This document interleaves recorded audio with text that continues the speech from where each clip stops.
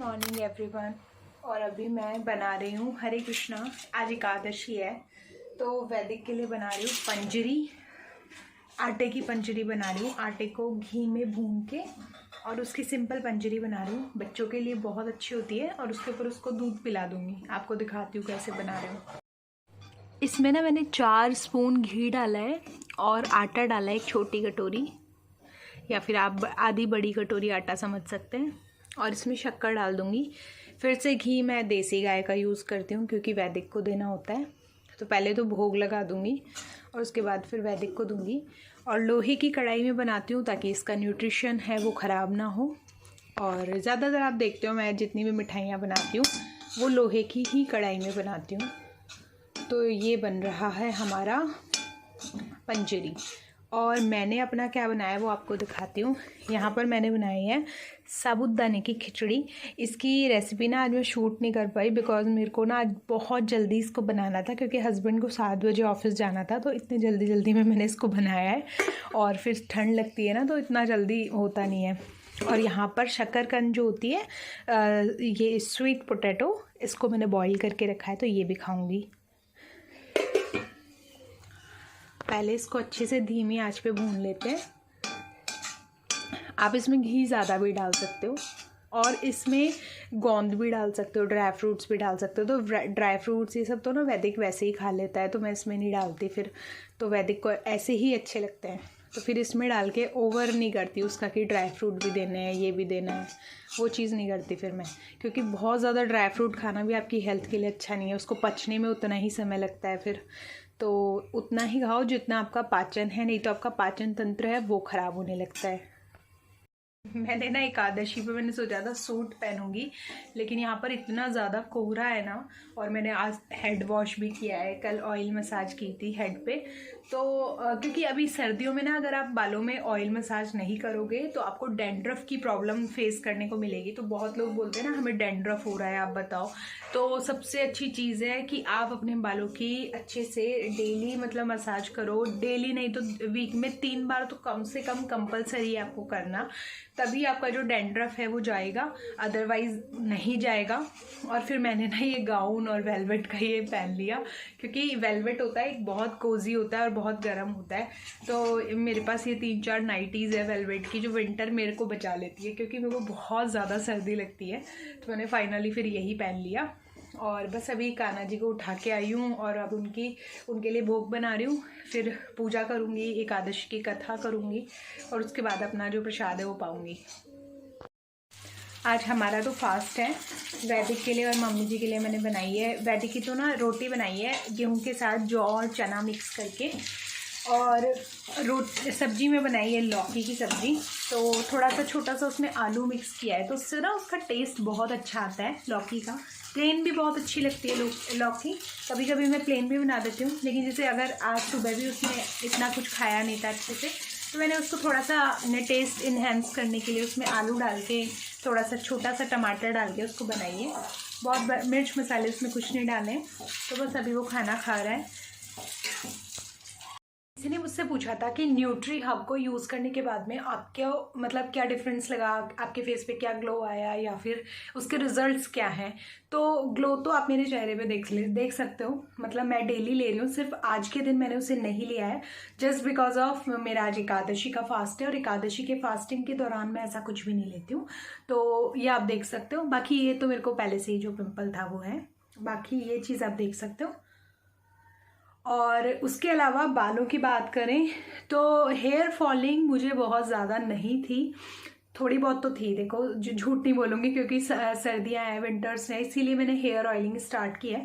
तो ऐसा नहीं है कि अकेला ये चीज़ आपकी हेयर फॉलिंग जो है उसको कंट्रोल कर देगा बहुत ज़्यादा। अगर एक्सट्रीम हेयर फॉलिंग है हो सकता है उसमें कम, अगर जो गिरावट है वो कम कर दे। लेकिन आप अगर हेयर ऑयलिंग नहीं करोगे ना तो ये चीज़ भी आपकी हेल्प नहीं कर सकती है। थोड़े टाइम तक तो करेगी जब तक आप इसको लोगे।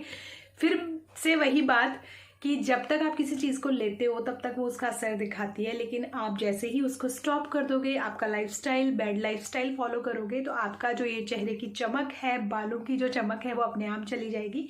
तो इससे अच्छी बात है कि आप अपना लाइफस्टाइल चेंज कर लो। ये प्रोडक्ट्स कभी कभी ले लो, कोई बात नहीं है। जैसे मैंने अभी रिव्यू के लिए मैं इस चीज़ को ले रही हूँ, मैंने इस चीज़ को अपना लाइफ का हिस्सा नहीं बनाने वाली हूँ कि मैं ये वाला ख़त्म होने के बाद में और मंगवाने वाली हूँ, ऐसा बिल्कुल भी नहीं है। तो हमेशा एक ही चीज़ याद रखो, हमारा जो घर का खाना होता है वो न्यूट्रिशियस होता है, इतना ज़्यादा न्यूट्रिशियस होता है, बस उसको बनाने का ढंग, उसको खाने का टाइम और जो हमारे उठने और सोने का टाइम टेबल है ना, बस उसको चेंज करना है। इसके अलावा आप बस अपना जो दिमाग है ना उसको और चीज़ों में ना लगा के, आप बहुत ज़्यादा स्ट्रेसफुल लाइफ ना जी के अपनी लाइफ को ब्लिसफुल बनाओ, भगवान जी की सेवा करो, भक्ति करो, तो आप थोड़ा सा हैप्पी रहते हो।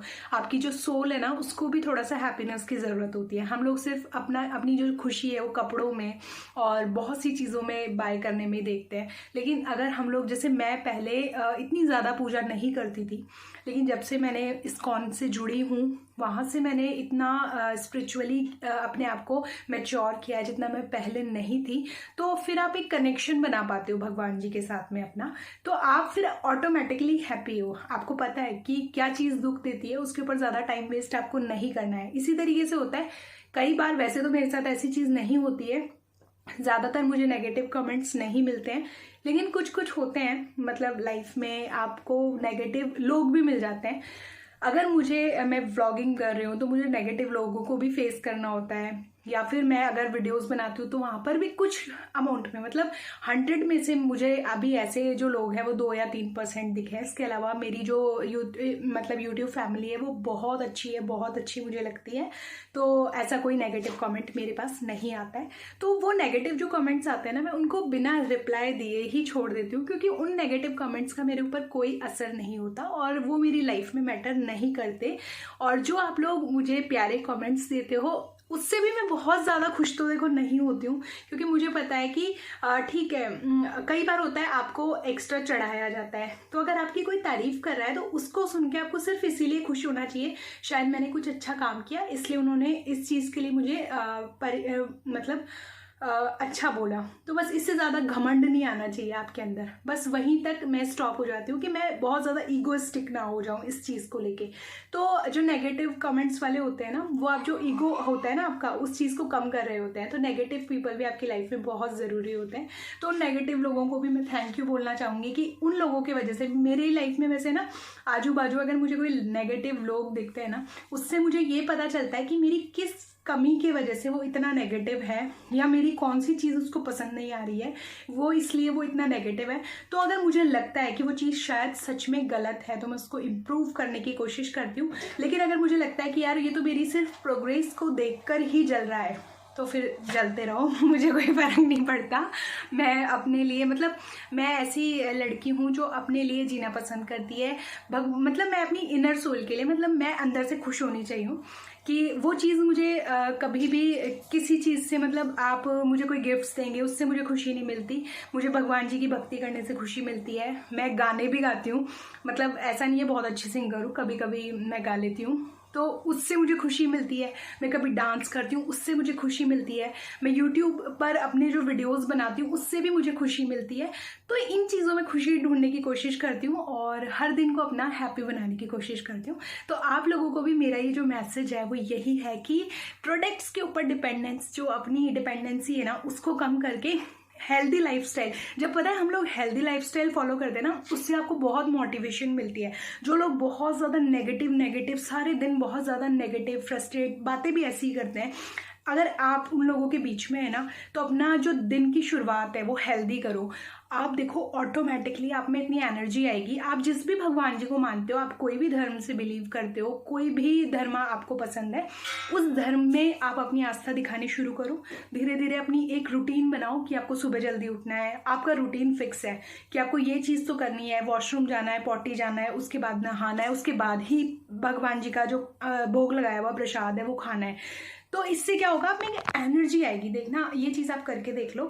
आप सुबह उठते हो, वॉशरूम जाते हो और उसके बाद में खाने बैठ जाते हो, एक बार ये ट्राई करके देखना। एक बार वॉशरूम गए, वॉशरूम जाने के बाद में उस वॉशरूम से बाहर नहीं आना है, उसके बाद फिर नहाना ही है।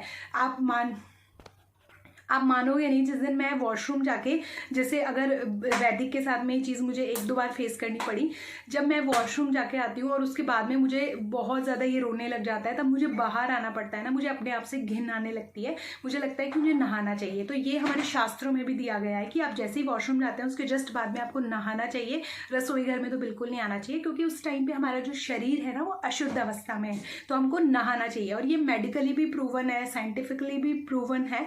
तो आप ट्राई करो, वॉशरूम जाने के जस्ट बाद में आप नहाओ, और उसके बाद में जब सुबह सुबह आप नहा लेते हो ना, देखना आपके सारे काम फटाफट से हो जाएंगे।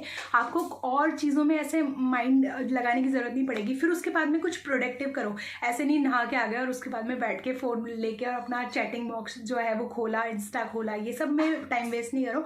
उसके बाद जो सबसे पहले प्रायोरिटी है, जैसे मेरी सबसे पहले नहाने के बाद प्रायोरिटी होती है खाना बनाना, ब्रेकफास्ट रेडी करना, और दूसरा भगवान जी को भोग लगा के उनकी आरती करना। तो मैं सबसे पहले वो काम करती हूँ फ्री, और मैक्सिमम 10 o'clock तक मेरा सारा काम ठीक हो जाता है, मतलब आज जिसमें आरती हो जाती है, ब्रेकफास्ट बन जाता है, मैं खा लेती हूँ और मैं थोड़ा सा रेस्ट करती हूँ। 10 बजे के बाद में मुझे ब्रेक मिलता है 10 से 11 के बीच में, जिसमें मैं बैठ के अपना एक चाय का कप एंजॉय करती हूँ, और अपना जो यूट्यूब का वर्क है, जिसमें लोगों के कमेंट्स हैं, जो भी मुझे करना होता है, या फिर कभी मेरा यूट्यूब का खोलने का मन नहीं होता, मैं अपना ना गाना गा रही होती हूँ। तो इस तरीके की चीज़ मैं करती हूँ, मुझे बहुत अच्छा लगता है। और वो जो 1 घंटा होता है ना, वो मुझे मतलब बहुत पसंद है। इससे पहले नहीं, मैं उस 1 घंटे का वेट करती हूँ। इस 1 घंटे के वेट के लिए मैं अपना सारा काम जल्दी जल्दी कर लेती हूँ। उसमें सफाई भी हो जाती है मेरे रूम की, सारी क्लीनिंग, वॉशिंग, मतलब और जो मैं कपड़े हैं वो अपने सभी कपड़े हाथ से धोती हूँ। मैं कभी भी इस चीज़ का वॉशिंग मशीन का यूज़ नहीं करती, चाहे वो चादरें हों, बड़ी बड़ी ब्लैंकेट्स हों, कितने भी कपड़े हों मेरे पास में, XYZ कितने भी कपड़े हों, मैं ना सारे अपने हाथों से धोती हूँ। और अपनी ये चीज़ों की चिंता छोड़ दो कि आपके हाथ खराब हो जाएंगे, आप अपने हाथों की टेक केयर के लिए नींबू, ग्लिसरीन, गुलाब जल का ये सोल्यूशन है वो लगाओ। जितना आप काम करोगे ना, उतने टॉक्सिन्स बाहर आएंगे, उतनी एनर्जी आपके अंदर आएगी। तो ट्राई दिस हैक। और आपको मतलब कैसी लगी मेरी ये स्पीच, मैंने इतना बोला आप लोगों के लिए, तो आप बताना। मेरा एक्सपीरियंस है पर्सनल जो मैं आप लोगों के साथ में शेयर किया, आप बताना अगर आपको इससे बेनिफिट मिलता है तो।